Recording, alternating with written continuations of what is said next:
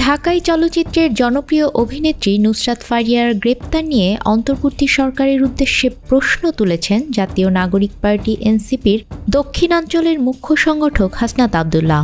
একই সঙ্গে অভিনেত্রীর গ্রেপ্তারকে জনগণের মনোযোগ ডাইভার্সন বলেও মন্তব্য করেন তিনি। এই ঈদে জামা জুতো অ্যাক্সেসরিজের ডিসকাউন্ট। সোমবার নিজের ভেরিফাইড ফেসবুক পেজে দেয়া এক পোস্টে তিনি এ মন্তব্য করেন।